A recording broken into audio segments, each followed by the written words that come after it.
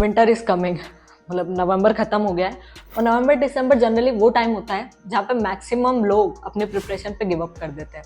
तो 50 से 60% जनता, yes 50 to 60% जनता यहीं पर खत्म हो जाती है। मतलब उतना कंपटीशन तुम्हारा ऑलरेडी गया। और अगर 1 लाख बच्चे एकदम अगस्त में जोश में फॉर्म भरते हैं ना कि भाई फोड़ देंगे, तो जनवरी तक ये नंबर कम होके आ जाता है 10,000 पे, जो एक्चुअली पढ़ के जाते हैं एग्जाम देने, और जिनका सिलेक्शन होता है वो नंबर तो और भी कम है। तो ये टाइम ना तुम्हारे लिए बहुत क्रूशियल रहेगा। मतलब इस टाइम पे अगर तुमने गिव अप कर दिया ना, तो तुम्हारी सारी प्रिपरेशन की बैंड बच जाएगी। तो बिना किसी बकवास के शुरू करते हैं और जानते हैं कि तुम्हारे लेवल ऑफ प्रिपरेशन के अकॉर्डिंग तुमने आगे के 2-2.5 महीने जो भी बचे हुए हैं उनको कैसे। अब देखो, पहला केस हो सकता है कि तुमने अभी तक टेस्ट सीरीज नहीं ली है, या तो टेस्ट सीरीज ली है पर उसमें तुम्हारे 5 या 10 नंबर आ रहे हैं, एक भी सब्जेक्ट तुमको ठीक से नहीं आता है। तो बेसिकली तुम सिर्फ क्वालिफाई करने के लिए स्ट्रगल कर रहे हो अभी। तो अगर तुम इस कैटेगरी में लाई कर रहे हो तो तुम्हारे लिए सेवियर सब्जेक्ट्स हैं मैथ्स और एप्टीट्यूड। ठीक है, ये तुम्हारे बहुत अच्छे मार्क्स कवर करवा देंगे। ठीक है, तो मैथ्स और एप्टी पढ़ने के लिए हमने एक सेपरेट वीडियो बनाई हुई है, वो यहाँ पर कहीं पर दिख जाएगी, तो ये वाली जाके देख लो, इसमें सारे फ्री रिसोर्सेज बताए हुए हैं। तो मैथ्स एप्टी तुम्हारे अच्छे खासे नंबर खींच लेंगे। टेक्निकल को एकदम लाइट लेना, अभी कोई ज़रूरत नहीं एकदम फोकस करने के लिए, मतलब टेक्निकल पे फोकस करने की अभी कोई ज़रूरत नहीं है। फिर भी तुमको लग रहा है कि नहीं मेरे को तो पढ़ना ही है टेक्निकल, तो एक वीडियो हमने बनाई है how to crack GATE in 3 months, वो देख लो, उससे एक तुमको लाइट आइडिया मिल जाएगा कि तुमको क्या पढ़ना चाहिए इस टाइम पे।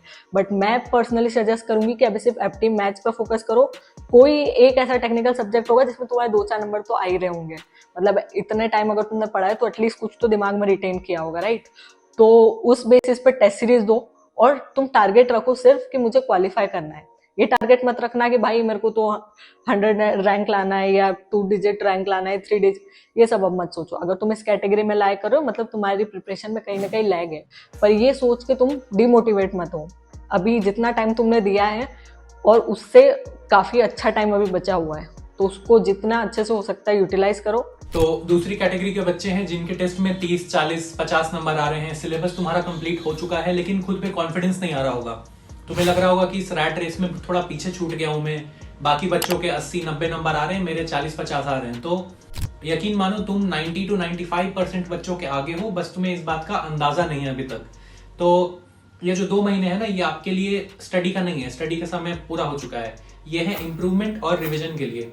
टेस्ट सीरीज देते रहो, टेस्ट सीरीज की गलतियों को एनालाइज करो और इंप्रूव करते रहो। Test series by test series, day by day आपकी इंप्रूवमेंट होनी चाहिए।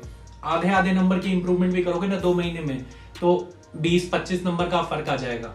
तो ये 2 महीने आपके लिए 40 से 50 नंबर से जो 60-70 नंबर की जर्नी होती है ना, ये तय करनी है आपको, और कॉन्फिडेंस लूज नहीं करना है। आप बहुत अच्छे स्टेज पे हैं, यकीन मानिए। हाँ, आखिरी कैटेगरी, इसमें बहुत कम बच्चे होते हैं। ये वो बच्चे हैं जिन्होंने साल भर या 8-9 महीने लगातार मेहनत करी है। आपके टेस्ट सीरीज में भी अच्छे नंबर आ रहे हैं, आपको कॉन्फिडेंस आ रहा है कि मैं अंत एग्जाम में जाके मेरी बहुत अच्छी रैंक आने वाली है। आप टॉप 500, टॉप 100 के लिए टारगेट कर रहे हो, सिंगल डिजिट रैंक के लिए टारगेट कर रहे हो। तो सबसे पहले तो कॉन्ग्रेचुलेशन, क्योंकि आप एक बहुत क्रीम लेयर में हो, आप ऑलरेडी आगे हो 99% बच्चों से। इस समय पे कॉन्फिडेंस मत लूज करना और in the same time over confident मत हो जाना। तो अंदाज मतलब तुक्के लगाने की जरूरत नहीं है जस्ट फॉर सम एक्स्ट्रा आधा नंबर, 1 नंबर के लिए। तो बस आपके लिए तो कुछ है नहीं। आप अपने एक छोटे से कुर्सी टेबल जिस पे आप पढ़ते हो, उससे एक IIT NIT तक का सफर आप तय करने जा रहे हो अगले 6 महीने में। तो बस जो आप कर रहे हो, अच्छा कर रहे हो, इसी को कंटिन्यू करो 2 महीने। आपके लिए कुछ खास सजेशन है नहीं।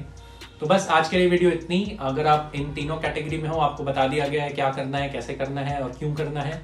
तब तक के लिए चैनल को लाइक कर दीजिए, सब्सक्राइब कर दीजिए और मिलते हैं अगले वीडियो में। Thank you.